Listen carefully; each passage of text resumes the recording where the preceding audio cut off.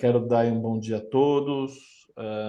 Muito obrigado aí por dedicarem uma parte da manhã dessa terça-feira, 31 de outubro, com a gente. Tenho muito prazer de apresentar aqui um amigo, um profissional, para a gente falar de marketing esportivo. Antes de te apresentar melhor, Eduardo Corte, eu vou falar um pouquinho da Câmara. A Câmara Francesa Brasileira, ela tem mais de 120 anos de atuação aqui no Brasil, é a mais antiga, não só na cidade de São Paulo, mas Rio de Janeiro, Belo Horizonte, Curitiba, enfim, bastante ativa. Vocês aqui estão na Comissão de Marketing e Comunicação, mas tem muitas outras comissões, comércio exterior, jurídica, relacionada a pessoas, sustentabilidade, PMEs, enfim, tem uma infinidade de outras comissões para vocês conhecerem, tá? Sejam todos bem-vindos. Pelo site da Câmara vocês conseguem ter mais informações aí sobre o que a gente tem à disposição para os associados, sejam eles empresas ou pessoas físicas. A conversa de hoje é sobre os Jogos Olímpicos de Paris 2024, né? Quais as oportunidades para as empresas. Eu sou profissional de marketing, meu nome é Jean, estou num banco de câmbio chamado Bex, está sendo comprado por uma fintech chamada Iburi. Então, sou interessado pelo assunto profissionalmente, né? Mas ainda bem que eu convidei o Eduardo Corque aqui para falar com a gente, porque ele sim é especialista. Mas até há muito tempo eu estou pensando em chamar o Eduardo.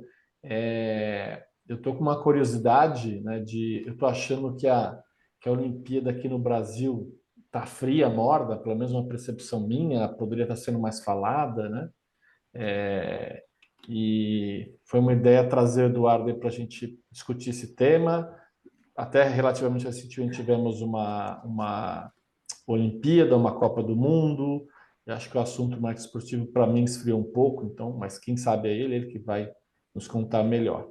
Falando um pouquinho mais sobre ele, é graduado pela FEUSP, pós-graduado em Sports Marketing pela Universidade da Califórnia, Berkeley, mais de 20 anos no marketing esportivo, com experiências em marcas como Adidas, BRF, Bridgestone, né? Além de projetos estratégicos aí ao longo da Copa do Mundo e dos Jogos do Rio de 2016. Né? Atualmente é consultor de gestão de esporte e dá aulas no INSPER Trevisan e na CBF Academy. Então, Eduardo, eu passo agora a palavra para você. Muito obrigado por aceitar o convite, enriquecer aqui o debate de um tema interessante como esse para os nossos associados e outros convidados que estão aqui com a gente, tá bom? Fique à vontade. Só mais uma coisinha, o Eduardo comentou, gente, vocês fiquem à vontade para conversar com ele ao longo da apresentação, não precisa esperar o final. Ele falou mais ou menos aí 40, 50 minutos de explanação, pode ser um pouquinho mais, um pouco menos, mas não existe uma regra de ouro para vocês não poderem trazer questões. Eu vou estar olhando aqui o chat para ver o que aparece de comentários, tá ok?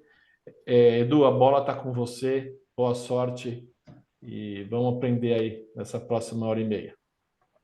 Boa, legal. Bom dia aí, pessoal. Antes de tudo, queria agradecer à Câmara de Comércio França-Brasil e também ao Jean, um amigo aí de longa data, pelo convite. Acho que a ideia de hoje é realmente fazer mais um bate-papo, e quanto mais vocês interagirem, quanto mais vocês trocarem comigo, mais legal vai ser. Na verdade, eu trouxe aqui uma apresentação rápida, onde eu vou falar um pouquinho sobre marketing esportivo, vou falar um pouquinho, alguns conceitos, mais para a gente se alinhar, mais para a gente estar todo mundo na mesma página, nada muito profundo, e depois, especificamente, eu vou falar sobre os Jogos Olímpicos, né, de Paris 2024, que é o próximo grande evento mundial, que a gente vai ter aí, parece que falta muito tempo, mas não falta muito tempo. Realmente a gente está com os jogos aí batendo na porta, e depois, né, um tema interessante para vocês, que é como é que as empresas patrocinadoras ou não patrocinadoras podem usufruir dos Jogos Olímpicos de 2024 para fazer seus planos de comunicação, seus planos de marketing, seus planos estratégicos. Tudo bem? Então, de novo, obrigado pelo convite, vamos lá começar a falar. Eu vou aqui dividir minha tela com vocês. Já, por favor, me avisa quando você estiver já vendo a apresentação, que aí eu Acho que todo mundo deve Sim, estar vendo também. Tudo bem, precisa pessoal? colocar em modo apresentação. Isso, agora foi. Agora foi? Foi. Então tá bom. Então vamos começar. Acho que na verdade o Jean acabou me apresentando com bastante maestria, né? Isso é um pouco aí do meu histórico. Eu tive a oportunidade, né, de trabalhar em 3 grandes empresas, cuidando do investimento esportivo dessas 3 marcas, né? Então grande parte da minha carreira ela teve voltada a marcas patrocinadoras, né? Patrocinadoras oficiais de Copa do Mundo, de Olimpíada. Então eu tive diretamente envolvido nos 2 maiores eventos esportivos do mundo, né? Na Copa do Mundo em 2014 pela Adidas e nos Jogos Olímpicos de 2016 com o Bridgestone. Né? Atualmente eu sou consultor de marketing, dou aula regularmente no INSPER, na Trevisan, na CBF Academy. Aqui está o meu LinkedIn, é bastante fácil de achar e eu dou toda com tranquilidade, vocês podem me adicionar lá e a gente pode continuar nossa conversa depois aí dessa 1h30 que a gente vai estar se falando. Então, mais para começar, né, eu estava brincando com o Jean, tenho vício de professor, né, eu sempre gosto muito da participação da turma, caso contrário fica uma coisa meio chata, né, meio monólogo, assim, eu não gosto muito disso. Né, para vocês, assim, sem certo e sem errado, vamos começar a aquecer a nossa manhã aí, para vocês, com bom senso mesmo, sem medo de errar, não vale nota, não vale nada. O que é marketing esportivo para vocês? Quando a gente fala em marketing esportivo, o que vem na cabeça de vocês?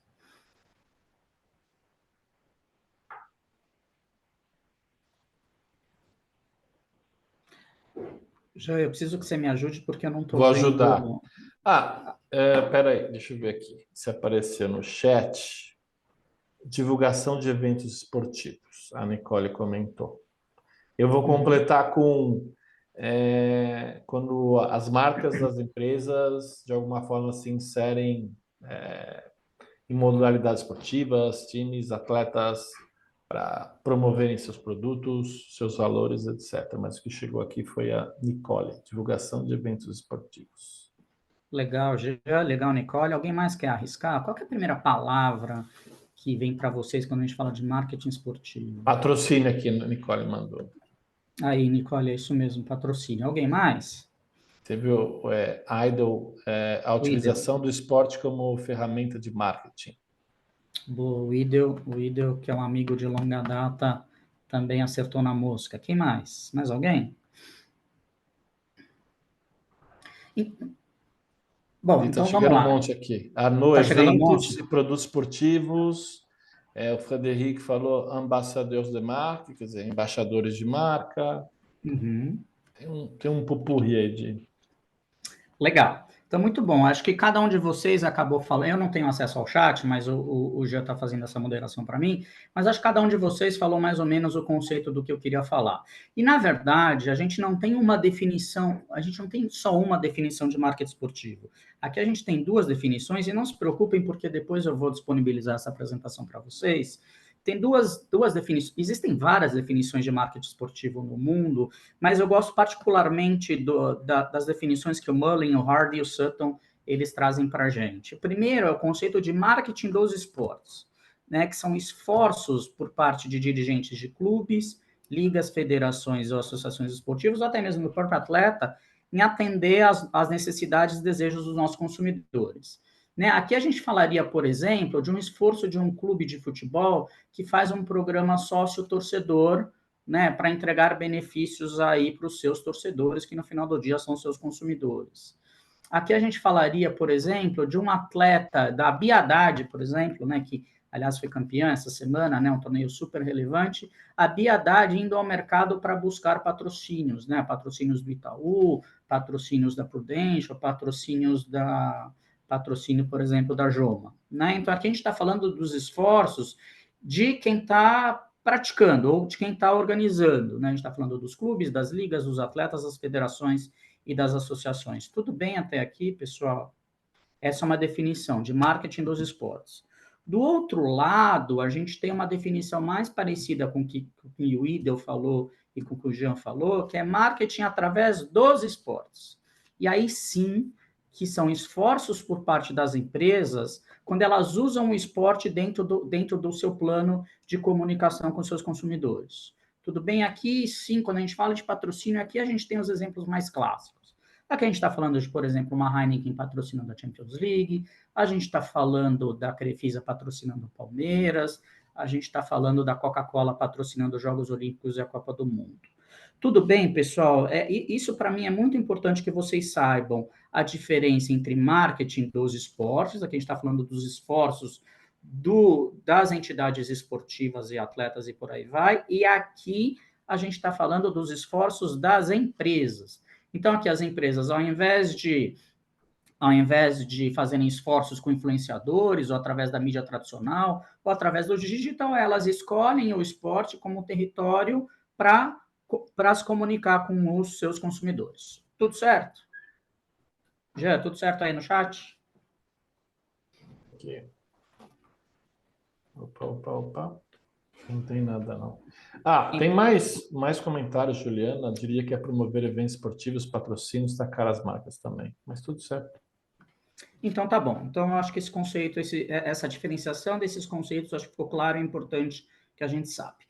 Depois, né, acho que quem estudou administração ou marketing em algum momento da vida ouviu falar dos 4 P's do marketing mix, certamente alguém ouviu falar de um senhor chamado Philip Kotler, né, que disseminou esses 4 P's de uma forma muito clara aí para a gente, né? Então, nossos pais, nossos avós, nós, nossos filhos, todo mundo que estudar administração ou marketing, em algum momento vai passar por isso, por produto, preço, prazo e promoção. E acho que o objetivo dessa nossa conversa hoje não é falar de produto, preço, prazo e comunicação. Mas o esporte, ele tem um quinto componente, um quinto P, que é muito relevante, que é muito importante, que é muito característico do esporte. Alguém quer arriscar?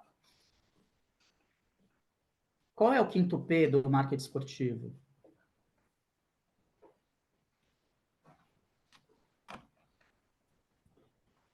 Ninguém? Falaram patrocínio aqui. Patrocínio não. Vamos lá. Quem dá mais? Ó, vou dar uma dica. Começa com P. Falaram aqui, a Juliana falou. Qual, Paixão. Juliana? Paixão, exatamente, né? Acho que o marketing esportivo ele tem um quinto componente que é muito forte, que é a paixão. Né? Como é que a gente explica, por exemplo, o fato, né? Você fala assim, né, para sua mãe, para o seu companheiro, para sua companheira, olha, eu vou sair um pouquinho, eu volto daqui 3 horas. Aí você vai para um lugar, você pega seu carro, pega o Uber, vai num lugar, senta ali numa cadeira, né, do lado de pessoas que você jamais viu. E de repente acontece alguma coisa ali naquele lugar, um momento que você abraça a pessoa que está do teu lado como se não tivesse amanhã, sendo que provavelmente você nunca mais vai ver aquela pessoa de novo naquele lugar. Né? Eu estou falando do momento de um gol, né? Estou trazendo aqui para o futebol. Né? Como é que você explica isso, aquela coisa catártica, né? Que bate no peito que você não explica? Como é que você explica, por exemplo, um pai que briga com o filho por conta de gostar de uma coisa e do outro gostar de outro time? Né? Então, a gente está falando aqui desse componente muito, muito forte que é a paixão. Como é que a gente explica que a pizza do domingo à noite ela é diretamente proporcional ao resultado do seu time de coração naquele domingo?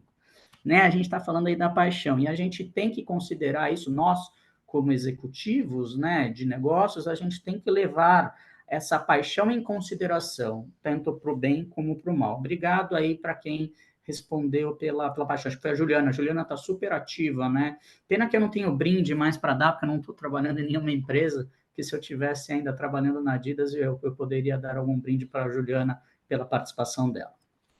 E aí, pessoal, eu trago aqui para vocês, agora mais aterrissando para o mundo aí dos negócios, né, foi feita uma pesquisa por uma consultoria bastante famosa nos Estados Unidos, chamada IEG, né, que como se fosse a Nielsen aí do mundo esportivo, né, onde ela faz uma pesquisa com empresas patrocinadoras nos Estados Unidos, perguntando, né, quais são os seus objetivos de patrocínio, né, quão importantes são esses objetivos quando você avalia o patrocínio de algum ativo, de alguma propriedade, né? E lembrando, né, que os Estados Unidos é um mercado mais maduro, né, que o mercado brasileiro em relação a patrocínios, em relação ao esporte, mas 50% dos respondentes falaram que ainda é criar visibilidade de marca, né, criar lembrança de marca. Né, depois a gente começa aí a descer na escala, são respostas aí múltiplas, né? A gente está falando, né, de um aumento, né, de lealdade de marca, mostrar responsabilidade social, reforçar a imagem. Tem aqui a questão do entretenimento, né, de clientes e prospects, né? Ou seja, a gente vê aqui que o marketing esportivo, principalmente o patrocínio, ele se presta a entregar diversos outcomes, né, diversos resultados para quem está patrocinando, né? Acho que a gente tem um problema ainda no Brasil e na América Latina, né, que muita gente investe no esporte aí buscando visibilidade de marca. Obviamente, o esporte entrega muita visibilidade de marca, né? Principalmente o futebol, está na TV todos os dias, né, o dia todo, e a gente não pode negar a importância, né, de visibilidade de marca, mas existem diversas oportunidades, outras oportunidades, né, que a gente pode também beber desses benefícios aí para as nossas marcas. Tudo bem, pessoal? Tudo bem aí com esse slide? Então, tá bom. Está tudo bem? Vamos falar agora especificamente, né? A gente termina aí o primeiro bloco, né? Um bloco mais de aquecimento, um pouco mais introdutório aí, um pouquinho só de teoria, mas, de novo, né? Para a gente colocar todo mundo aí na mesma página, né? E vamos falar agora do grande evento mundial, um dos maiores eventos mundiais esportivos que está batendo aí na nossa porta, né? Que é Paris 2024, né? Que são os Jogos Olímpicos de Verão, né? Paris 2024. Por que a gente costuma falar, né, que são os Jogos Olímpicos de Verão? Porque a gente também tem, nesse meio tempo, a gente tem também os Jogos Olímpicos de Inverno, né? Nós, brasileiros, a gente não tem tanto o costume de seguir os Jogos Olímpicos de Inverno, afinal, né, o Brasil, né, não tem tanta tradição assim nos Jogos Olímpicos de Inverno, mas aqui estamos falando dos Jogos Olímpicos. Importante, junto com os Jogos Olímpicos, a gente tem, algumas semanas depois, a gente tem também os Jogos Paralímpicos, tá? Que realmente é um evento bastante tocante, bastante emocionante. Quem tiver a oportunidade também de poder assistir os Jogos Paralímpicos, seja em loco, seja na TV, é bastante importante, é bastante tocante assistir o esforço aí desses atletas, né? Aqui, na verdade, uma pena, eu trouxe um vídeo aqui, um vídeo oficial dos Jogos Olímpicos, mas a gente fez um teste aqui no Teams e acabou não funcionando. O link está aqui depois, se vocês puderem assistir ou quiserem assistir, é um vídeo muito bonito, feito pelo Comitê Olímpico Francês, onde mostra um pouquinho de como é que eles estão imaginando os Jogos Olímpicos. E também tem um vídeo no final, e que eu também não vou conseguir mostrar, mas eu posso falar para vocês, e na verdade não é spoiler, porque isso já é público. Normalmente, né, a abertura dos Jogos Olímpicos ela é feita dentro de estádios, né? Então a gente só consegue ver na televisão, né? E realmente você tem uma quantidade limitada aí de ingressos, né, para poder assistir. Dessa vez em Paris, a abertura vai ser uma abertura diferente. A abertura dos Jogos Olímpicos ela vai ser feita no Rio Sena.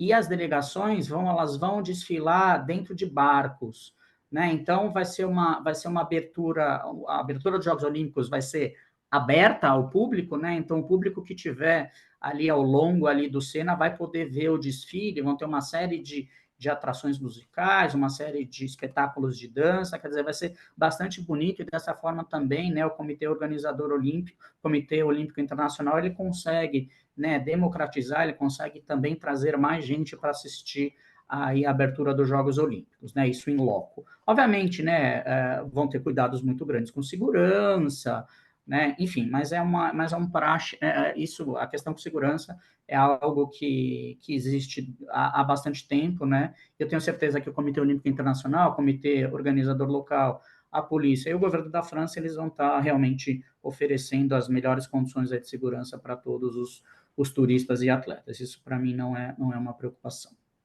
Bom, vamos trazer um pouquinho para vocês da magnitude dos Jogos Olímpicos de 2024, né? A gente está falando que parece que está longe, né? Mas amanhã já é novembro e os Jogos Olímpicos começam no dia 26 de julho de 2024, né? Ou seja, a gente está falando aí de praticamente 8 meses para a abertura dos Jogos, né? E os Jogos vão ter a duração aí de 19 dias, são 329 eventos, né? 329 competições, né? Datas de horários de competições, Vão participar mais de 200 comitês olímpicos nacionais, ou seja, realmente boa parte, né, dos países vão participar aí dos Jogos Olímpicos. A gente está falando de 28 esportes e estão entrando 4 esportes adicionais, né, como o esporte teste, né, um deles que o Brasil tem bastante tradição e pode ser considerado um dos favoritos, que é o break, né? O break agora está fazendo parte aí como esporte olímpico, né? Como um teste de esporte olímpico. Vamos ver como é que os brasileiros aí vão desempenhar ali nos Jogos Olímpicos. A gente está falando de 758 sessões e mais de 10 mil atletas vão estar participando dos Jogos. Além disso, né, a gente vai ter uma audiência de bilhões, né, de pessoas no mundo todo, 350 mil horas, né, de transmissão na TV, quase 10 milhões de espectadores assistindo aí os jogos, 41 locais de competição, de novo, mais de 10 mil atletas, 6 mil jornalistas, mais de 30 mil voluntários, né, do mundo todo vão trabalhar nos Jogos Olímpicos de Paris, e mais para vocês terem uma ideia, uma dimensão, né, do tamanho de um evento como esse, mais de 600 mil refeições vão ser servidas, né, na vila dos atletas, né, na Vila Olímpica, aí, todos os dias. Né? Então, dá para realmente a gente ver a magnitude, né, o tamanho de um evento aí como esse, ainda mais, né, em Paris, né? Paris já sediou os Jogos uma vez, então os Jogos Olímpicos eles estão voltando aí para Paris depois de bastante tempo. Bom, vamos passar agora para o terceiro bloco, onde eu vou mostrar para vocês aí quem são os patrocinadores dos Jogos Olímpicos de Paris. Né? A gente tem diversas categorias, né? O Comitê Olímpico Internacional ele divide as cotas de patrocínio, né, em diversos níveis. Né? Agora, esse primeiro nível aqui, que são os Worldwide Partners, né, que a gente tem aqui empresas, né, que todos vocês conhecem, né, empresas de diversos segmentos, de diversos portes, né? Depois a gente tem os Premium Partners, né, que é o segundo nível aí de categoria, aqui a gente já começa a ver, né, as empresas francesas aí participando, né, de novo, né, empresas de grande porte aí envolvidas aí com os Jogos Olímpicos. Depois a gente tem os Official Partners, de novo, né, empresas francesas, aí que certamente vocês conhecem e talvez conheçam melhor do que eu algumas dessas empresas. Estamos falando aqui, né, dos parceiros oficiais, né, dos official partners, e depois a gente está falando dos official supporters, né, que aí realmente aqui entram, né, muita prestação de serviço, de infraestrutura, de tecnologia, mas obviamente aqui também a gente tem empresas, né, bastante consolidadas, bastante fortes, empresas de grande reputação aí, envolvidas nos Jogos Olímpicos de 2024. Né? Então, aqui, de novo, né, como eu mostrei para vocês, as diversas categorias, desde do Tier 1, né, que são Worldwide Partners, passando pelos Premium Partners, pelos Official Partners e depois pelos Official Supporters. Né, eu imagino que dentro desse webinar de hoje, eu imagino que possa ter algum representante local ou algum colaborador local de empresas aí que são patrocinadoras aí dos Jogos Olímpicos. E quando a gente fala de direito dos patrocinadores, né, assim, esses são direitos gerais, né, direitos globais, obviamente, né, cada categoria tem os seus direitos, né, e o Comitê Olímpico Internacional, ele trabalha muito forte a questão da proporcionalidade, né, quem paga mais normalmente tem mais direitos e quem paga menos tem menos direitos, mas assim, de um modo geral, né, o que um patrocinador olímpico ele tem direito? Né? Primeiro, ele tem o direito de uso do título de patrocinador oficial, né? Então, assim, no caso, vamos dizer que a Coca-Cola, ela tem o direito de usar o título, né, de patrocinador oficial dos Jogos Olímpicos de Paris 2024, aí dentro das suas campanhas, dentro dos seus produtos e por aí vai. Né? Obviamente, né, esse uso ele é regulado pelo Comitê Olímpico Internacional, né, todos têm que seguir todas as regras de aplicação de logo, aplicação de marca, né, todos os planos eles têm que ser submetidos para o Comitê Olímpico Internacional com bastante antecedência, então, obviamente, né, existem várias oportunidades, mas também os patrocinadores eles têm que seguir todos os guidelines aí impostos pelos comitês organizadores. Isso é uma prática bastante comum, né, que já existe já há bastante tempo. Depois, esses patrocinadores podem usar essas palavras olímpicos, Jogos Olímpicos, Olimpíadas também nas suas comunicações, né? Esse é um direito exclusivo dos patrocinadores, né? Só os patrocinadores podem usar essas palavras e também imagem, os símbolos olímpicos, os mascotes, a identidade visual dos jogos. Né? Então, por exemplo, né, os aros olímpicos, os anéis olímpicos, né, conhecidos com mais, né, como aros olímpicos, eles não podem ser usados por qualquer empresa, né? Eles só podem ser usados, é um direito exclusivo aí dos patrocinadores. Né? Eles podem usar todos esses títulos, palavras, imagens, símbolos, mascotes, identidade visual em promoções, em campanhas, em comunicações, em produtos, em ativações, tanto em Paris como no Brasil, né? Então, um patrocinador olímpico, ele pode fazer, por exemplo, uma fanfest aqui no Brasil, ele pode fazer uma promoção no ponto de venda, ele, né, de novo, sempre respeitando as regras do Comitê Olímpico Internacional, ele tem direito a fazer isso, tanto em Paris como no Brasil. Né? A exposição da marca em eventos e fanfests, né, como eu acabei de falar para vocês, e o direito de preferência na compra dos ingressos. Né? Normalmente, esses grandes eventos, a procura por ingressos é uma procura bastante grande, né, tanto corporativamente como pelas pessoas físicas, né? E aí os patrocinadores, eles têm direito de preferência na escolha e na compra, né? Obviamente, essa fase ela já passou, mas em alguns, certamente há 2 anos atrás, os patrocinadores olímpicos, cada um na sua ordem de grandeza, teve a oportunidade de escolher quais as modalidades, quais os eventos, quais as finais que gostariam de ver.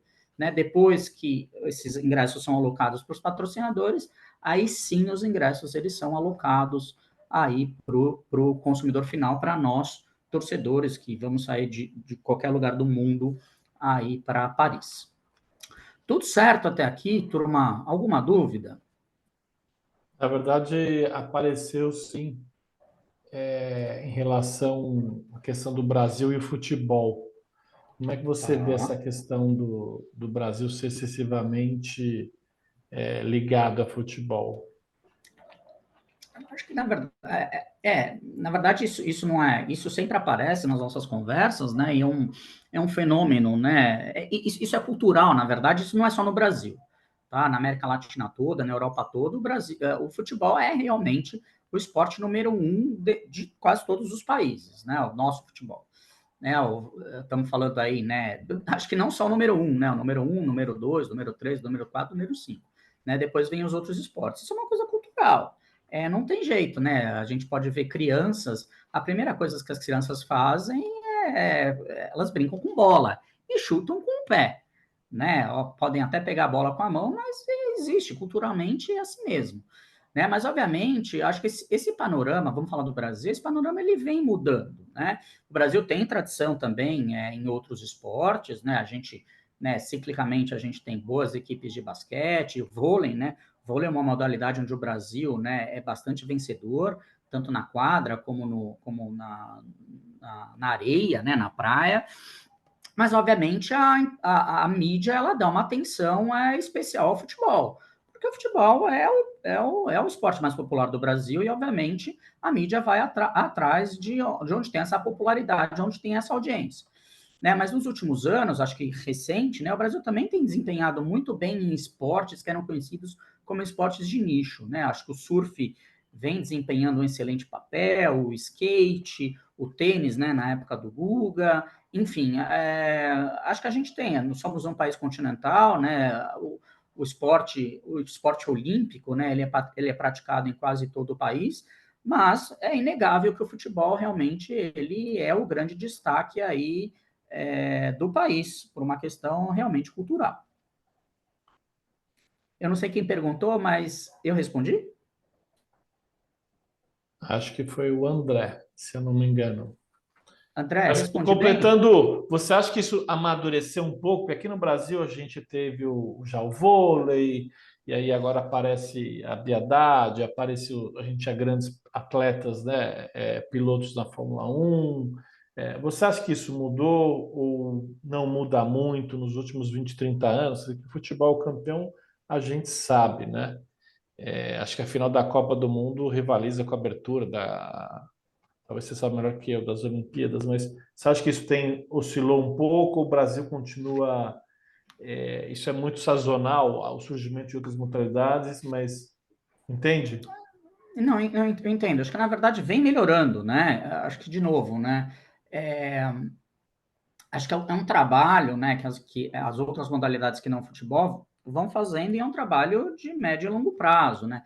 Eu estava falando do vôlei, né, que o vôlei brasileiro sempre foi uma potência, né, nas quadras e na areia, mas esse é um processo que começou lá na década de 80, né? Acho que, não sei se todo mundo lembra, mas na década de 80, né, o Luciano do Vale, junto com o Nussmann, começaram esse processo aí do vôlei, né? A gente teve aquele jogo emblemático no Maracanã entre Brasil e União Soviética, né? Na época existia União Soviética, aquele jogo, né, debaixo de chuva, e dali começou o processo do vôlei, ou seja, é um processo que começou há 40 anos atrás, né? E, obviamente, né, com muito esforço, com muita dedicação e com muito talento também dos jogadores brasileiros, o Brasil se tornou uma potência no vôlei. Acabou acontecendo. O Brasil também tem uma tradição muito grande no basquete. A gente teve, né, times campeões do mundo no masculino, né, e times medalhistas olímpicos no feminino. A gente tem, né, agora no atletismo, a gente tem lá o Pio, né, que é um dos principais destaques dos 400 metros com barreira.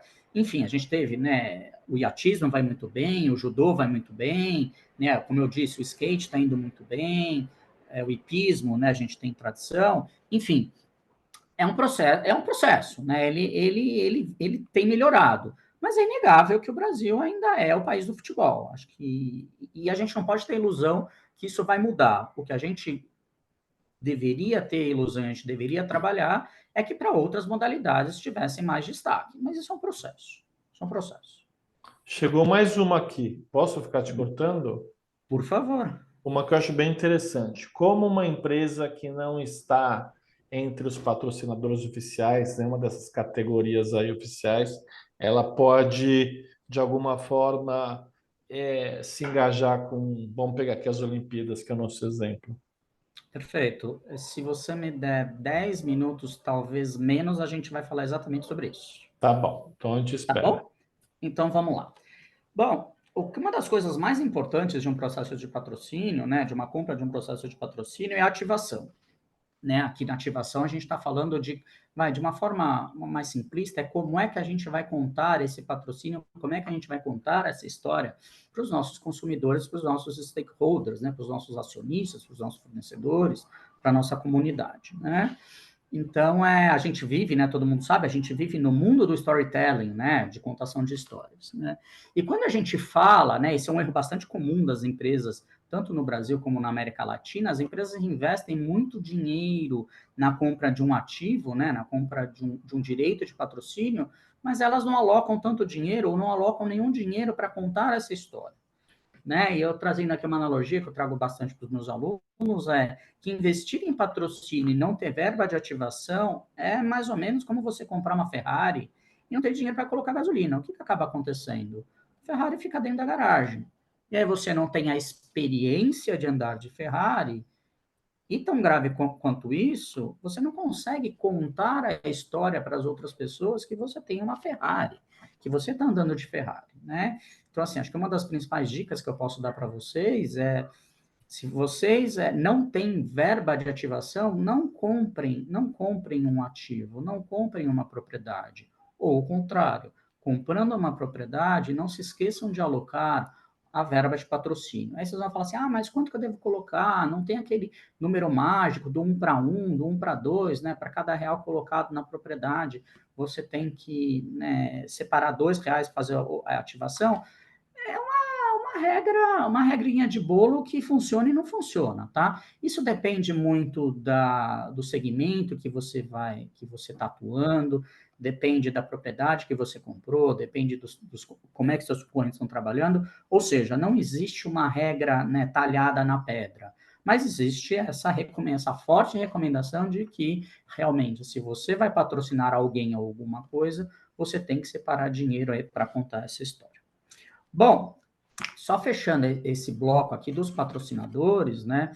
A P&G, né, a Procter Gamble, né, já há bastante tempo, né, tem um mote nos Jogos Olímpicos de campanhas chamada Thanks Mom, né, onde elas reconhecem aí o grande esforço que as mães dos atletas fazem, né, para os atletas, né, desde criança, né, a gente sabe que para a criança se tornar um atleta olímpico, né, tem um esforço muito grande, né, muitas renúncias, muitas escolhas, né, não só por conta dessa criança, mas ou desse jovem, da criança ou do jovem, mas também da família, né? A gente sabe que normalmente, né, o esforço dos pais, seja provendo recursos financeiros ou levando a criança para treinar, para competir, é um esforço bastante grande, né? Então a P&G lança aí já em 2012 lançou uma campanha muito bonita, né, chamada Thanks Mama. Assim, de novo, eu tenho um filme bem interessante, bem emotivo para mostrar para vocês, mas por conta do Teams não vai mostrar, mas eu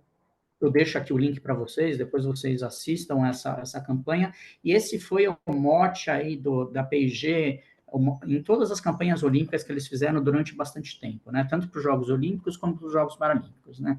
Campanhas muito emotivas, né? Muito tocantes, né? Que agradeciam realmente o esforço da mãe, porque no final do dia, né? Boa parte dos produtos da P&G são usados aí por mulheres, né?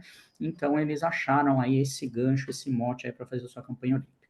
Aí vem a grande pergunta, né? Putz, tudo muito legal, tudo muito bonito, né? Os jogos vão ser lá em Paris, né? Grandes marcas vão estar envolvidas, mas se eu não for patrocinador olímpico, né? O que eu faço?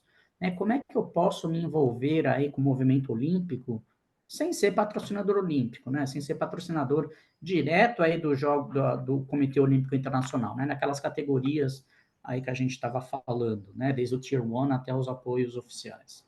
A gente tem outras oportunidades, né? Tá em cima da hora? Sim, tá em cima da hora, mas ainda dá tempo, né? Uma das oportunidades é estar envolvido de uma certa forma com o Comitê Olímpico do Brasil, né? O Comitê Olímpico do Brasil é o órgão responsável, né, por organizar as equipes brasileiras, por dar as condições, por dar o fomento das equipes competitivas brasileiras a irem, né, para os Jogos Olímpicos, para os Jogos Pan-Americanos e por aí vai, é o que a gente chama hoje aí do time Brasil, né? Embaixo do Comitê Olímpico do Brasil, a gente tem as confederações, né, olímpicas, né? A gente tem a Confederação Brasileira de Tênis, de Hipismo, de Vôlei, de Futebol, de esportes aquáticos, por aí vai, todas elas reportam ao Comitê Olímpico do Brasil, então uma oportunidade é ter algum tipo de patrocínio, ter algum envolvimento com o Comitê Olímpico do Brasil, descendo aí num nível, né, vocês podem estar envolvidos diretamente com as confederações olímpicas, né, então vocês podem patrocinar ou podem apoiar aí uma confederação brasileira de judô, ou de tiro, ou de hipismo e por aí vai, né, existem, né, para cada modalidade olímpica hoje no Brasil existe uma confederação olímpica oficial. Existe a oportunidade de compra de mídia, né? A gente sabe, né, que os Jogos Olímpicos eles vão ser cobertos em 2024, tanto pela mídia tradicional, pela mídia offline, como pela mídia online, né? E certamente as agências de propaganda de vocês elas vão receber esses pacotes. Obviamente, né? A gente só o fato, né? Obviamente esses pacotes eles são oferecidos com prioridade para os patrocinadores olímpicos, e no caso de recusa dos patrocinadores olímpicos, aí sim ele é oferecido aí para todo o mercado, e mesmo empresas não patrocinadoras podem comprar mídia durante a transmissão, durante a cobertura aí dos Jogos Olímpicos, tá? Isso é bastante comum, né? E obviamente acho que a agência de propaganda de vocês, as agências digitais, pode avaliar essas oportunidades aí e dividir com vocês. E aí alguma coisa mais localizada, mais tática, que é o patrocínio de atletas e ex-atletas brasileiros, né? Acho que a gente tem, assim, grandes atletas aí que vão para os jogos e também ex-atletas, e vocês podem também estar envolvidos de alguma forma com esses atletas ou ex-atletas, né? Isso pode valer desde um patrocínio a uma Rebeca Andrade até fazer um workshop com a Hortência e o Gustavo Borges, que foram medalhistas olímpicos, para falar sobre garra e motivação na equipe de vocês. Né, isso é bastante comum, né? A gente vai começar a ver isso um pouco mais para frente, mas existem essa possibilidade, né? Obviamente, estou falando oportunidades by the law, né? Não estou falando estou falando coisas que realmente vocês não vão estar infringindo nenhuma norma, nem do Comitê Olímpico Internacional, nem do Comitê Olímpico do Brasil. nem das confederações, tá? Isso são coisas realmente que o departamento jurídico de vocês não vai questionar, porque isso são coisas legais, vamos dizer assim. Legal no sentido, né, jurídico aí da palavra, tá? O que não é, eu não posso chamar de ilegal, mas o que está fora ali das oportunidades juridicamente aprovadas é o marketing de emboscada. O que é marketing de emboscada? Né? O nome em inglês a gente chama isso de ambush marketing, né? Mas são oportunidades que marcas não patrocinadoras acabam aproveitando de tirar uma casquinha aí do evento, mesmo sem ser patrocinador. Vou dar 2 exemplos aqui bastante conhecidos. Né? Do lado direito, a gente tem a torcida, acho que isso foi na Copa... alguém pode me ajudar em qual Copa que foi? Que teve aqui a torcida da Bavária, né? As loiras da Bavária. Né? O patrocinador oficial da Copa do Mundo é Ambev, né? E aqui a Bavária, que não é a nossa Bavária aqui do Brasil, né? Mas que é também uma companhia cervejeira, fez, né? Vestiu aí essas loiras holandesas, né? Com uma roupa laranja, né? Que é muito característica aí da marca Bavária, né? E não eram só elas, né? Realmente, quando você olhava de longe, acho que é na Copa da África do Sul, você via essa mancha laranja aí da Bavária. A FIFA, quando viu isso, né, a FIFA acabou aí impedindo com que nos outros jogos que as pessoas estivessem aí vestidas todas de laranja.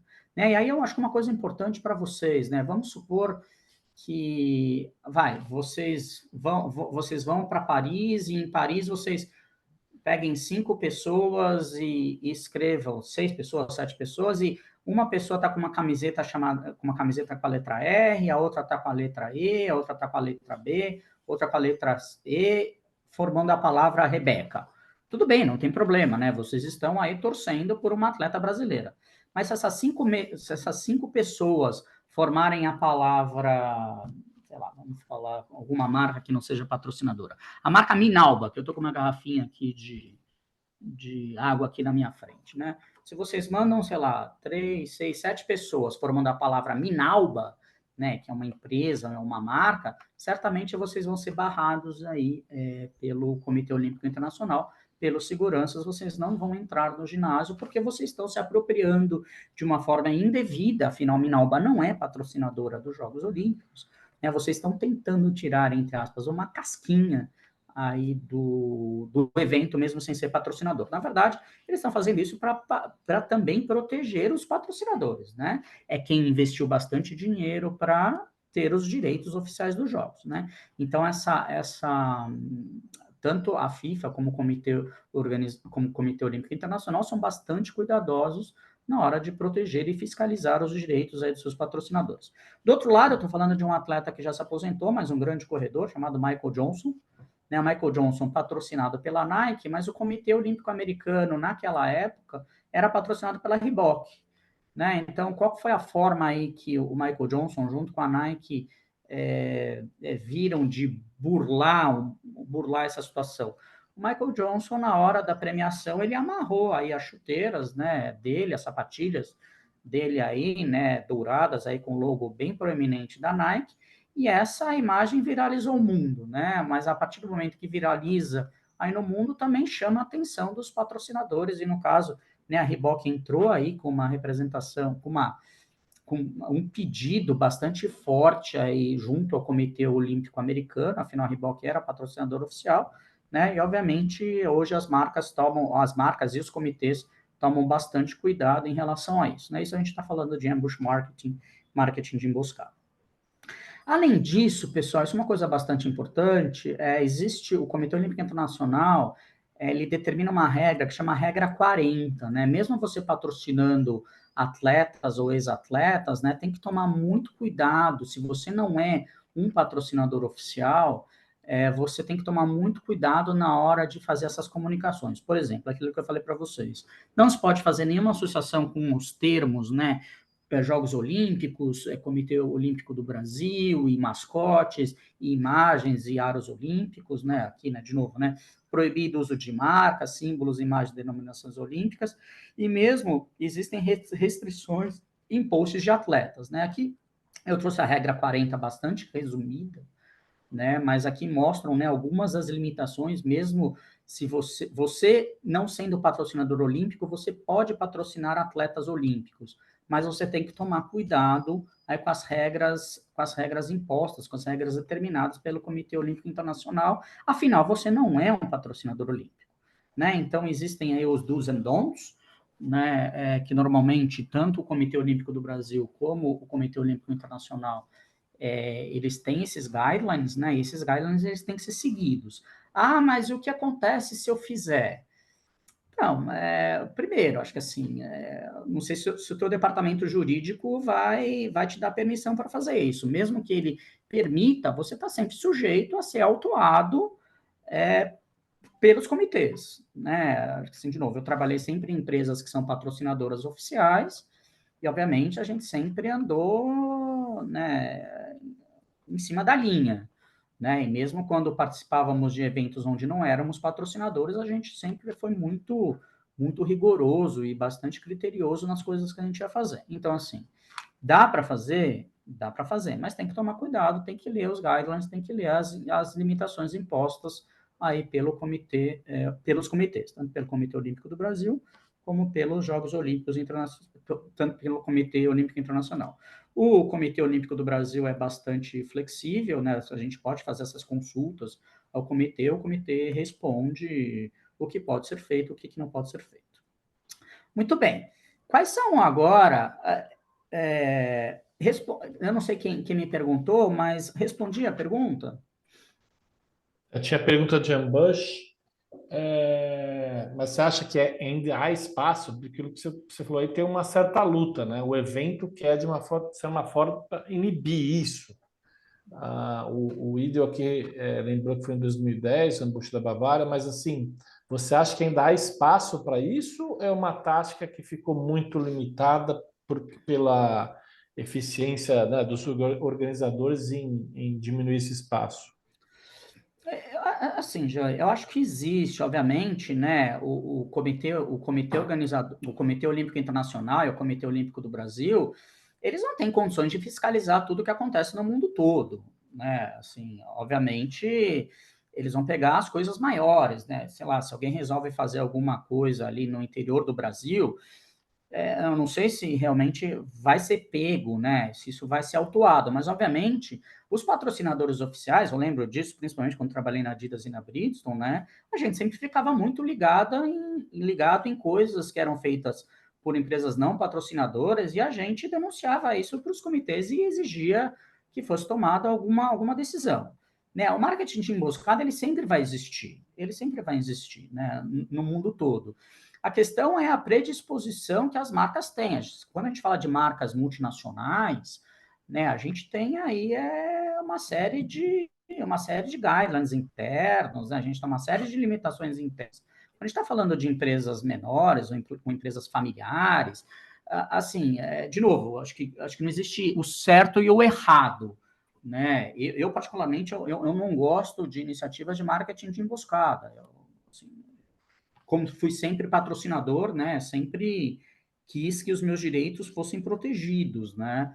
Mas tem gente que faz e não tem e seguem adiante, assim. Acho que não tem. Vai ter nos Jogos Olímpicos? Vai, certamente vai. Vai ter em Paris, vai ter no Brasil, vai ter nos Estados Unidos, vai ter na Nigéria, sempre vai ter.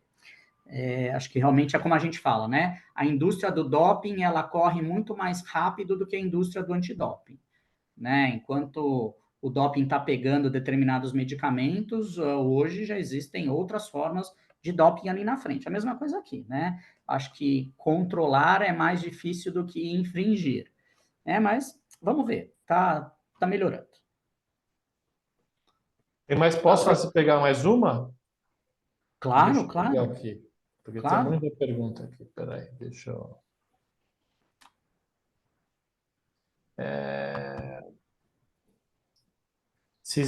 Diferenças de patrocínio de uma empresa, é, o patrocínio local e patrocínio global. Por exemplo, alguém fazer um patrocínio mais localizado só na França e não no Brasil.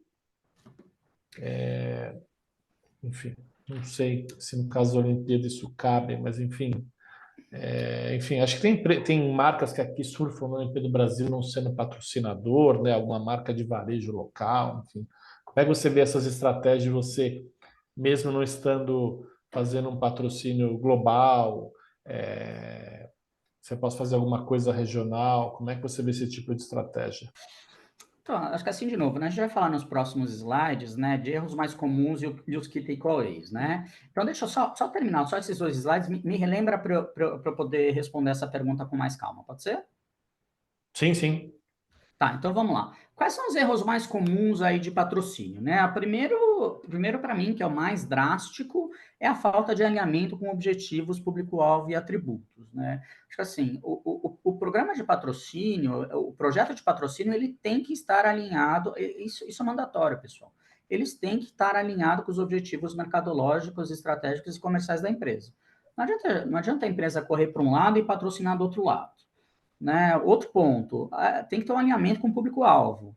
Né? Não faz sentido, por exemplo, a Casas Bahia patrocinar um campeonato de golfe, porque o público-alvo da Casas Bahia não está jogando golfe. Né? Acaba acontecendo isso, e também o inverso. Né? Então tem que tomar muito cuidado aí de alinhamento com o público-alvo e também com atributos. Né? Quando a gente faz um patrocínio de alguma coisa ou de alguém, o que a marca quer? Ela quer associar os atributos daquela modalidade, daquele atleta, daquele evento, para a sua marca. Então, vou dar um exemplo clássico, né? Automobilismo, né? Quais são os atributos-chave de automobilismo? Quando a gente pensa em automobilismo, a gente pensa em velocidade, em tecnologia, em pesquisa e desenvolvimento, em competitividade. Ou seja, as marcas que buscam patrocinar automobilismo, seja um piloto, seja uma escuderia, seja um evento, no final do dia elas querem se apropriar legalmente desses atributos da Fórmula 1. Então, vou dar um exemplo simples, né? A Petrobras patrocinou a Williams, né, aquela escuderia, né, famosa daquela, de carros de corrida durante muito tempo. O que a Petrobras queria falar no final do dia? Quando o Jean fosse abastecer o carro dele, ele queria que o Jean lembrasse que, olha, putz, se a Williams usa gasolina Petrobras, é sinal que a gasolina ali é confiável, que ela não é batizada, que tem pesquisa e desenvolvimento por trás, que tem qualidade, isso não vai danificar o meu carro. Né? Então, no final do dia, ela quer transmitir para nós, consumidores finais, esses atributos que o esporte automobilismo ele traz junto para a marca. O segundo ponto a gente já falou, né? Não destinar verba para ativação de patrocínio. O terceiro, esperar resultado no curto prazo, né? Pessoal, assim, de novo, o esporte envolve competição. E na competição, para um ganhar, todos os outros têm que perder. Ah, desculpa, estou falando do 4, né? Que é vincular sucesso ao desempenho esportivo do patrocinado. Né? Você não pode vincular o teu sucesso ao desempenho do patrocinado. Ninguém ganha tudo sempre. Não existem os invencíveis. Isso não existe no esporte. Existe o imponderável. Existe, de novo, como eu falei para vocês, para um ganhar, muitos outros têm que perder. Então, assim, não vinculem o sucesso do projeto de patrocínio de vocês, do plano de patrocínio de vocês, ao desempenho esportivo do patrocinado. Tá? Obviamente, ninguém quer patrocinar pessoas que não performam ou que perdem sempre, mas não dá para ganhar sempre. Depois, agora sim, esperar resultados de curto prazo. Os resultados eles não vêm de curto prazo, isso é um processo que demora. Né? Os projetos mais vencedores, que deram mais resultados em marketing esportivo, são os projetos mais longevos, são os projetos de médio e longo prazo. Vocês têm caso, por exemplo, de Coca-Cola. Coca-Cola é patrocinadora dos Jogos Olímpicos desde 1928, pessoal. Né? Já faz quase 100 anos aí que a Coca-Cola é patrocinadora olímpica. A Adidas é patrocinadora da Copa do Mundo desde 1970. Né? São patrocínios de longo prazo. Né? Então, não esperem resultados de curto prazo. E depois, acho que é super importante, isso não vale só para patrocínio, isso vale para o marketing como um todo, que é não mensurar os resultados do patrocínio. Né? Acho que antes de começar um projeto de patrocínio, vocês têm que definir os KPIs de vocês, não importa quais sejam, se é venda, se é visibilidade de marca, se é melhoria de imagem, não importa, mas vocês têm que estabelecer os seus KPIs para que depois, no final do programa do projeto de patrocínio, vocês possam medir. Caso contrário, o chefe de vocês, o CEO de vocês, o acionista de vocês, o dono da empresa, vai perguntar, e aí, valeu a pena fazer patrocínio? Aí vocês vão ficar vendidos na história e certamente vocês vão ter muita dificuldade para justificar a continuidade do patrocínio ou não. Tudo bem? Isso eu estou falando dos erros mais comuns de patrocínio. E depois, meu último slide são os key takeaways, né? O que a gente tem que levar daqui para frente, né? Caso vocês queiram estar envolvidos nos Jogos Olímpicos ou qualquer outro patrocínio. Primeiro, né? Quais são os meus desafios objetivos estratégicos e mercadológicos? Né? Isso é definido aí pela empresa, né? E não estou falando disso para o esporte, estou falando de modo geral. Tá, o que a minha empresa, o que a minha organização, ela quer, quais são os meus grandes desafios aí a médio, curto e longo prazo. Depois, aí sim falando de patrocínio. O que eu quero com esse patrocínio? Que eu acabei de falar para vocês os KPIs. Eu quero a visibilidade, eu quero vender mais, eu quero estar mais próximo da comunidade, eu quero melhorar a minha imagem, eu quero envolver os meus colaboradores. Cada um vai ter que estabelecer os seus KPIs. Depois, tem o verba de ativação? A gente já falou sobre isso. Tenho recursos humanos para gerenciar esse projeto? Eu já vi casos de empresas que não tinha equipe para tocar o projeto. Estava tão envolvido com diversas coisas que não tinha uma equipe para tocar isso. O projeto acabou, né, sendo abandonado, né? Isso é uma coisa muito, muito importante. Ah, não tenho recurso, vou terceirizar, vou dar para um consultor, vou dar para uma agência. Tem que pensar se vocês têm esses recursos na mão para poder tocar um projeto de patrocínio. E depois, acabei de falar para vocês, como é que eu vou medir esses resultados, né? Eu vou medir com pesquisa, eu vou medir como, né? Eu vou medir comparando vendas daquele período com outro período. Enfim, existem algumas. Eu vou confiar em audiência, em sentimentagem, como é que eu vou medir isso daí? Tudo bem, pessoal, eu sei que ainda que eu tenho perguntas para responder, acho que a gente tem meia hora aí para responder, esses eram os slides que eu queria passar para vocês. Né? Só recapitulando, né? Falamos um pouquinho de marketing esportivo, falamos do evento Olimpíada, falamos de como é que patrocinadores e não patrocinadores podem surfar, entre aspas, aí, dos Jogos Olímpicos. Tudo bem? Vamos lá, deixa eu só tomar uma água aqui, Tem vamos mais fazer um pergunta bate-papo aqui, aqui. mas deixa Então, gente, vou escanear as perguntas de todos vocês, porque esse aqui dos nossos webinários é o mais quente em termos de perguntas. Mas eu tenho uma pergunta assim: chega uma Olimpíada, a gente vê uma atleta proeminente como a Bia, enfim, dá muita vontade das marcas se envolverem, mas como eu tenho uma percepção, né, de às vezes algumas marcas se engajam no curto e médio prazo e, e aí não fica uma coisa muito autêntica, entendeu? Tipo, agora você fazer uma grande ação, ou para as Olimpíadas, ou para a Bria, ou para um time de futebol, sabe? Sou assim, oportunista, porque se é uma coisa dos oportunismo. seus valores, não pode ser uma coisa de 6 meses ou 12 meses, né? Então, como você vê isso, né? Ao mesmo tempo, as empresas têm limites de recursos, né, financeiros, né? Sem É, dúvida. da maior a menor empresa, toda empresa vai ter um budget, né? Ela não pode ter um budget infinito. Mas como é que você vê isso para as empresas assim, meu? Às vezes você acelerar muito num determinado evento com um determinado atleta, não vai ter o resultado que você quer, porque é uma coisa que não vai ter continuidade, vai ter um grande pico, mas depois some e o público não vai te associar àquilo. Olha, a tua pergunta é ótima e é o que a gente mais Eu não sonha, estou né, te nós ouvindo agora, não consultores. sei se o pessoal está ouvindo. Não estou ouvindo? Não, agora não, acho que era meu fone aqui. Airphone? Pode, Tá, assim, meu fone. a tua pergunta é ótima e é o sonho de todo consultor de marketing esportivo, todo gestor de marketing esportivo, né?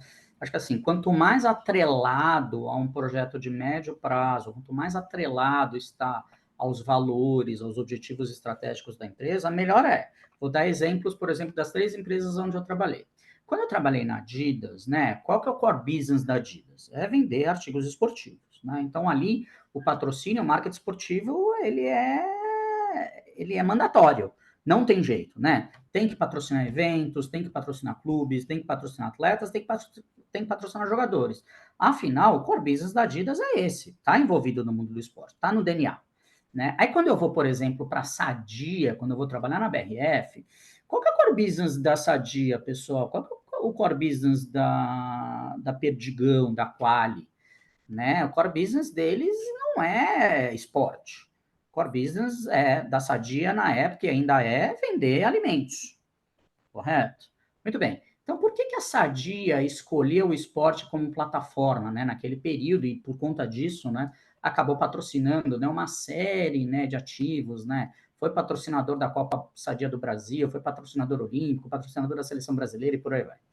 Porque naquele momento, a nossa estratégia de marketing era falar sobre saudabilidade, né? Todos nós sabemos, né, que os produtos da Sadia não são os mais saudáveis possíveis. Mas como é que a gente queria contar essa história? Que você pode comer hambúrguer, você pode comer nuggets, você pode comer hot pocket, desde que você tenha uma vida saudável. E o esporte está muito atrelado à saudabilidade, né? Então, a gente, ao escolher patrocínios esportivos, a gente associou a plataforma esporte, através de saudabilidade, aos nossos produtos. Muito bem. Agora vamos partir para a Bridgestone, né, que é uma empresa de pneus, né? De novo, a Bridgestone não tem nada a ver com esporte, né? Mas a Bridgestone é uma empresa que produz pneus, a maior fabricante de pneus do mundo todo. Bom, a Bridgestone patrocinou a Fórmula 1 durante muito tempo. Por quê? Porque justamente é o mesmo exemplo que eu dei para vocês de Williams e Petrobras, né? Todos os pneus nos carros de Fórmula 1 eram Bridgestone, então quando o Jean fosse comprar um pneu, a gente queria passar essa mensagem. Olha, se a McLaren, se a Red Bull usa Bridgestone, usa também Bridgestone no teu carro, que é confiável, o pneu vai durar, o pneu não vai estourar e por aí vai. Legal. Então a Bridgestone patrocinou a Fórmula 1 durante muito tempo, que fazia bastante sentido. Só que aí, o Japão, né, os últimos Jogos Olímpicos foram aonde? Foram em Tóquio, né, que seria em 2020 e acabou sendo em 2021 por conta da pandemia. Né? A Bridgestone é uma empresa japonesa, uma das principais empresas japonesas do mundo. Né? Quando o Comitê Olímpico Internacional escolhe o Japão como sendo, o Tóquio como sendo a cidade sede, começa a fazer muito sentido para a Bridgestone patrocinar os principais eventos, o principal evento esportivo do mundo dentro do seu quintal.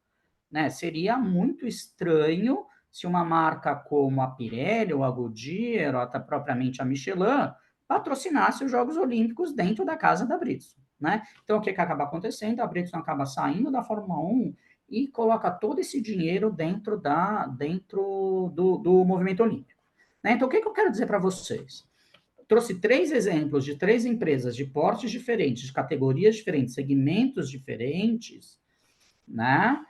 Que enxergaram o esporte como plataforma. Só que aí a Sadia chegou um momento que mudou a plataforma, não era mais saudabilidade. Então a Sadia sai do movimento olímpico, hoje, né, ainda está muito perto da NBA, né, mas a Sadia, depois que, né, foi cumprido esse processo, depois que saudabilidade deixou de ser a plataforma da Sadia para falar com o consumidor final, fazia mais sentido investir no esporte.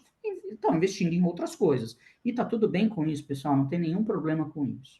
Tá? Então, assim, idealmente, né, o melhor é você fazer um projeto, né, de médio e longo prazo. Mas, obviamente, né, acho que eu gosto das ideias de test drive, de fazer coisas mais pontuais para ver como é que a empresa se comporta, para ver os resultados, para justamente depois. Eu gosto de falar para os meus clientes que é o seguinte: vamos colocar os tornozelos na água e ver a temperatura da água, ver se a água está quentinha, se a água está fria. Putz, está legal no tornozelo. Vamos subir um pouco mais para a canela? Vamos para a canela. E vamos evoluindo aí no envolvimento. Né? Como já falou, a gente tem uma infinidade de oportunidades, mas escassez de recurso. Né? Então, vamos devagar. Vamos colocando os tornozelos primeiro na água. Tá. Respondi, Jean? Não, respondeu. Deixa eu correr aqui, porque tem muita coisa aqui. Vou pegar, gente, eu não estou pegando na ordem, mas eu vou falar todas, tá? A gente tem mais aí 20 minutos. Como é que você viu o papel do departamento jurídico, né? Em todos os casos, um grande patrocínio, uma emboscada, alguma coisa mais pontual, regional, enfim. O que você já viu de dar certo e de dar errado consultando ou não consultando o departamento jurídico? Bom, na verdade, existe um mito, né, que o jurídico é o principal inimigo do marketing, né, que tudo que o marketing quer fazer, o jurídico barra. Eu acho que não é bem assim, pessoal. Acho que realmente, né, em projetos grandes, a gente tem que ter, principalmente em grandes multinacionais, em grandes empresas, a gente tem que ter um respaldo do jurídico, né? Obviamente, eu costumo dizer que o contrato ele é bom quando você não precisa, quando você deixa ele na gaveta e não precisa abrir.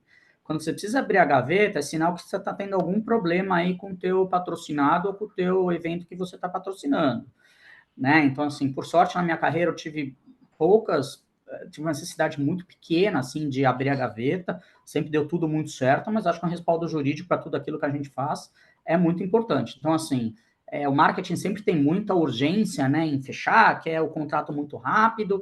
Acho que um contrato bem feito, ele te previne de problemas futuros, né? Então, para mim, o jurídico foi sempre muito, muito meu amigo. E marqueteiros, por favor, andem de mãos dadas com o jurídico para evitar dor de cabeça no futuro.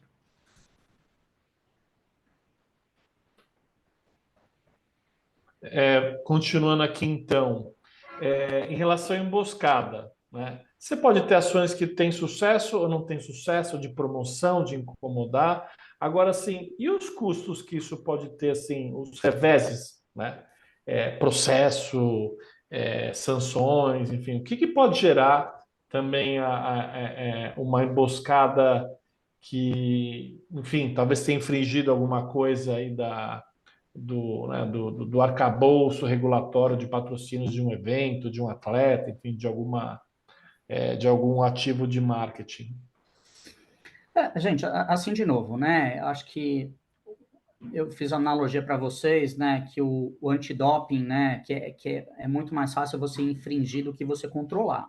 Só que eu tenho uma má notícia, né? Ou uma boa notícia, depende, né, do ângulo que você está vendo, né? Os controles eles estão se sofisticando, né? Acho que hoje existe, né, forças-tarefas entre os organizadores dos jogos, os patrocinadores, seus departamentos jurídicos, seus advogados, para monitorar melhor essas coisas, né? Acho que, por exemplo, quando eu trabalhei na Copa do Mundo, a gente tinha uma equipe aí de pessoas que andava nas ruas vendo se não tinha camisa sendo. Na Copa do Mundo tinha um conceito chamado de perímetro, né? Num raio determinado ali do lado dos estádios, não podiam vender produtos que não fossem produtos dos patrocinadores oficiais, né? Então, juntou a Adidas, juntou a Coca-Cola, juntou a Ambev, para justamente fiscalizarem juntos esse perímetro, né? Toda vez que a gente via que estava sendo vendido produtos de não concorrentes, de não patrocinadores dentro do período, a gente tinha um grupo, né, de todas as empresas, a gente já chamava o grupo e falava assim, ó, aqui em Fortaleza estão vendendo aqui vou falar um exemplo qualquer, tá, pessoal? Estão vendendo Heineken aqui dentro do perímetro. Aí já eram acionados aí todos os recursos, polícia já ia lá e já parava com as vendas, tá? Então, assim, a forma de controle, ela tem melhorado. Então, assim, de novo, cada marca, cada empresa tem a sua disponibilidade de correr risco, né? Tem a sua tolerância a risco. Enfim, é uma decisão muito particular de cada um. E sim, podem ser autuadas principalmente pelos comitês organizadores e também pelas marcas concorrentes. Tá, vamos para mais uma aqui. Você conhece exemplos de ações conjuntas, duas marcas que associaram para fazer um patrocínio, uma ativação, e que souberam combinar a força delas para gerar um resultado maior do que elas fariam isoladamente? Excelente pergunta, e eu vou dar um exemplo bastante clássico que acontece em todas as Copas do Mundo, que é a parceria entre Coca-Cola e McDonald's. Né? Eles têm uma relação comercial já constituída já há muito tempo, né? São servidos, né, bebidas da Coca-Cola dentro do McDonald's já há muito tempo, e durante o período de Copa do Mundo eles fazem sim promoções conjuntas, né? A gente vê muito, além dos sanduíches temáticos aí do McDonald's, você vê combos junto com Coca-Cola, tá? Tanto em promoção, como em combos e por aí vai. Acho que esse é o exemplo mais clássico que a gente vê. E, de novo, essas ações conjuntas, inclusive a FIFA e o Comitê Olímpico Internacional, ela é bastante favorável a parcerias entre patrocinadores, pessoal. Tipo assim, de novo, quando a Visa faz com bancos, quando a Coca-Cola faz com o McDonald's, quando a Adidas faz com a Visa, isso sim é bastante promovido pelos comitês. Mas, quando uma marca patrocinadora quer envolver uma marca que não é patrocinadora, isso dificilmente passa. Isso dificilmente passa. Tá. Agora sim, falando um pouquinho de patrocínio e mídia, né? A mudança, a gente agora tem plataformas de web, você tem aqueles canais do YouTube, especificamente aqui, estamos falando dos Jogos do Pan, a Casa da TV, enfim, tem outras mídias que estão invadindo os espaços, a gente vê do futebol, né? Mas de outros espetáculos, não sei exatamente como vai ser nas Olimpíadas, o que que isso pode mudar no cenário que, trazendo um exemplo clássico, gente, desculpe, porque eu vejo muito futebol, eu sou das pessoas que contribuem para a massificação do futebol forever. Mas você tem aqueles grandes patrocínios do futebol da Globo, né? Como é que essas outras mídias e os próprios influencers aí podem mudar um pouquinho o panorama e abrir oportunidades para grandes e pequenas empresas? Acho que é um tema super interessante, acho que isso vale também um webinar, e aí talvez não seja a melhor pessoa para falar sobre isso, acho que existe gente que eu posso indicar para falar sobre isso, que é a fragmentação da mídia, né?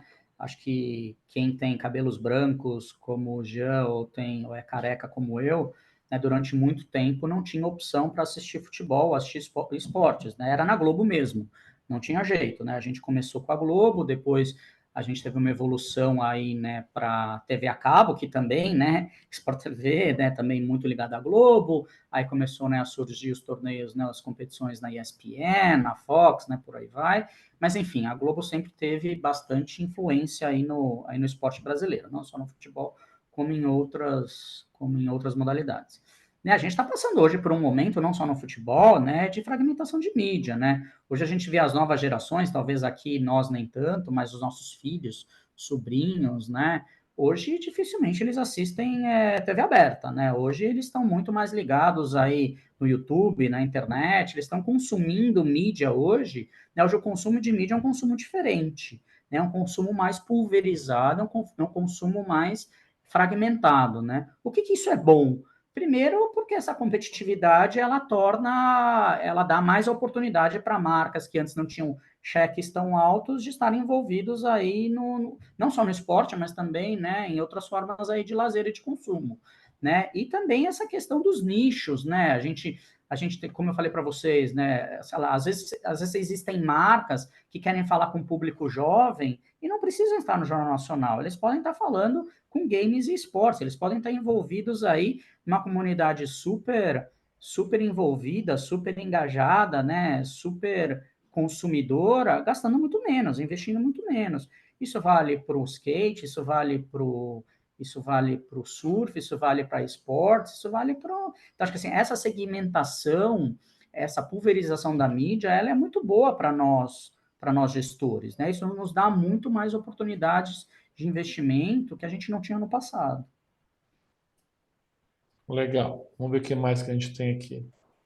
É, Bom, isso é uma coisa acho que você frisou bastante, né? Que o patrocínio tem que estar vinculado à estratégia da marca. Eu não sei se você tem algum case que te chama muita atenção, assim, de coerência entre a estratégia de marca de médio e longo prazo e uma ação de patrocínio. Eu tenho algumas, na verdade, né? Vamos começar com o Itaú, né? O Itaú, eu vou falar dentro da plataforma esportiva do Itaú. O Itaú é muito consistente, né, em tudo aquilo que ele faz, né? Eu sou muito fã aí do investimento do Itaú. No esporte, o Itaú ocupou dois territórios, né? O território do futebol e o território do tênis, né? Reparem, né, que o Itaú patrocina lá o Miami Open, né? O principal patrocinador lá do Miami Open. Vocês vão me perguntar, mas por que o Itaú patrocina um torneio de tênis dos Estados Unidos? Bom, Miami a gente tem uma comunidade brasileira muito forte, né? E patrocinando lá o Miami Open é uma forma também do Itaú de internacionalizar a marca, porque é um dos principais torneios de tênis no Brasil, um dos principais torneios de tênis do mundo, né? Então o Itaú patrocina aí o Miami Open. Ao mesmo tempo, o Itaú patrocina tenistas brasileiras. A Bia Haddad, que a gente está falando, é patrocinada aí pelo Itaú Personalité. O Guga também já foi patrocinado pelo Itaú. O Itaú patrocina também um projeto de revelação de novos tenistas, ou seja, o Itaú é muito consistente nisso, né? E trabalha sempre naquele guarda-chuva que isso muda o mundo, né? Que foi o guarda-chuva do Itaú durante muito tempo. E patrocina o futebol também, né? Já há muito tempo patrocina a seleção brasileira, não só a masculina, não só a feminina, né? Está envolvido aí, compra cotas de futebol da Globo, ou seja, existe uma consistência do Itaú, né? O Itaú, ele não patrocina diversos esportes, ele patrocina só dois esportes e trabalha com profundidade, e ele faz com que todos os ativos que ele patrocina conversam entre si e estão embaixo de um mesmo guarda-chuva, que é o guarda-chuva de comunicação deles.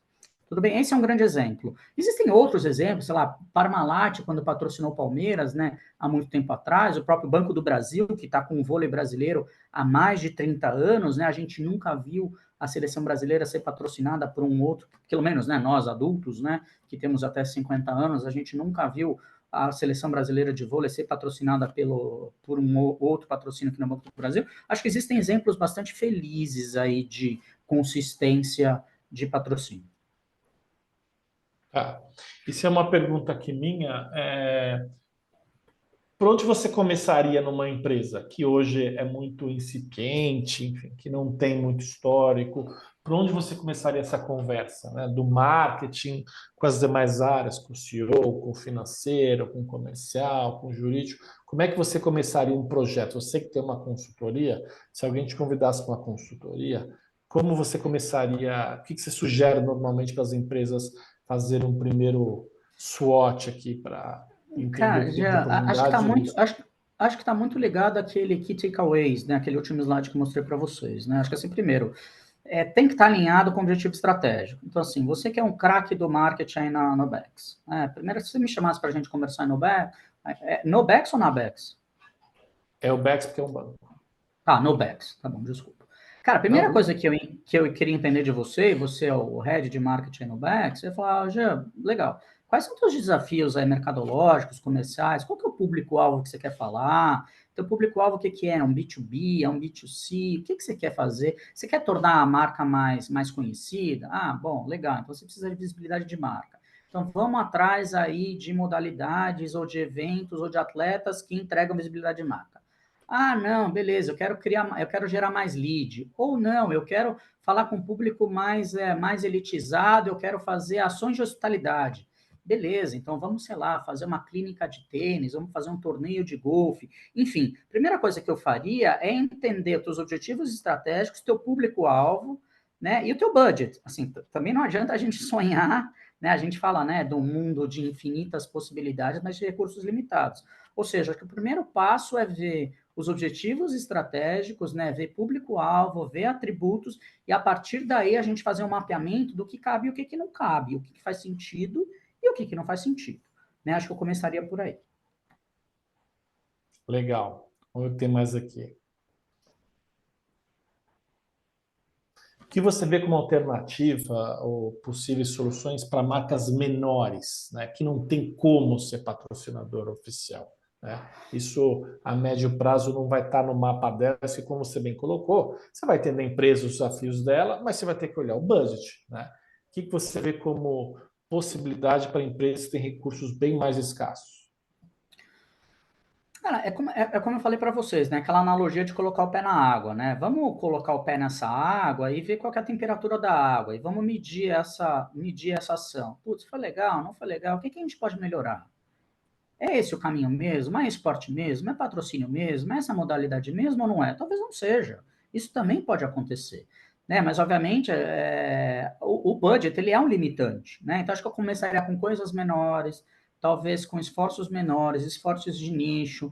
Né? Acho que eu começaria pequenininho, assim, dentro das possibilidades. Né? Um patrocínio mais local, né? Um teste, uma palestra, né? Fazendo coisas mais localizadas para aí depois, né, sentindo o gostinho, o test drive e depois ir crescendo conforme as possibilidades. Vamos lá. Olha, bem específica aqui. Tem uma pessoa falando que tem uma galeria de arte contemporânea em Paris, que busca Que legal. parceiros para projetos, tá? O site é www.ricardofernandes.biz. Acho que a própria administração da Câmara pode ajudar o Ricardo Fernandes a se conectar. Peraí. Aqui sobre como você vê o mundo paralímpico, em termos de oportunidade, de maturidade, né? O que você acha que estágio que ele está para esse tipo de trabalho? Olha, eu sou muito fã do esporte paralímpico, tá? Acho que assim, em termos de resultado, em termos de competitividade, eu não sei se vocês sabem, mas o Brasil vai muito melhor no esporte paralímpico do que no esporte olímpico. Acho que assim, de novo, a coerência que eu digo para vocês de envolvimento no esporte olímpico também tem que estar no esporte paralímpico. Tá, eu trabalhei bastante tempo aí com atletas paralímpicos, inclusive, né, o presidente do Comitê Paralímpico Brasileiro foi meu atleta patrocinado na Adidas durante bastante tempo, convivi bastante tempo com ele, ele é deficiente visual. Acho que a gente acaba aprendendo a trabalhar com o esporte paralímpico, né? A primeira coisa que a gente aprende é a não ter pena, né? Acho que isso tem que estar muito claro na cabeça que eles têm limitações diferentes das nossas, né? Assim como temos limitações, eles têm as limitações deles, né? Às vezes são limitações físicas, às vezes são limitações cognitivas, às vezes limitações mentais, mas são limitações como as nossas. Acho que assim, de novo, o que o Jean falou logo no comecinho, existe uma linha tênue entre oportunidade e oportunismo, né? Acho que assim, de novo, se vocês querem entrar no esporte paralímpico, isso tem que ser consistente, isso tem que ser alinhado com os valores e a cultura de vocês. Por favor, não se associem ao esporte paralímpico de uma forma oportunista, né? Isso é muito ruim, isso é muito ruim para toda a comunidade paralímpica, principalmente para os atletas e para as confederações. Isso cria um telhado de vidro muito grande para vocês. Tá? Hoje, a comunidade ela é muito mais crítica, né?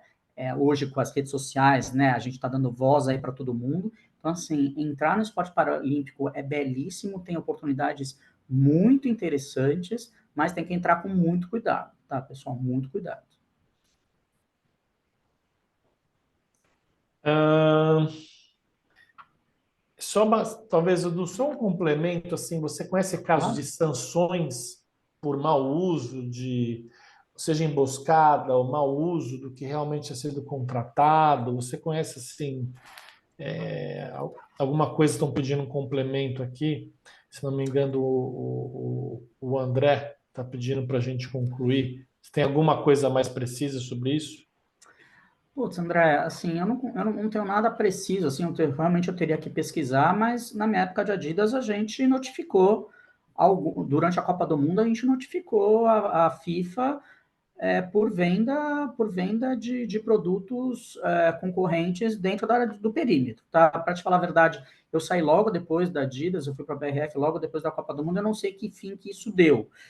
Mas certamente a gente notificou a FIFA e a FIFA, através do seu escritório, certamente notificou aí quem estava infringindo, tá? Eu acho que isso vai mais para o campo, né, do direito, eu não consigo te dar exemplos muito claros, tá? Mas existem processos, certamente existem ainda processos rolando de mau uso, né, de emboscada.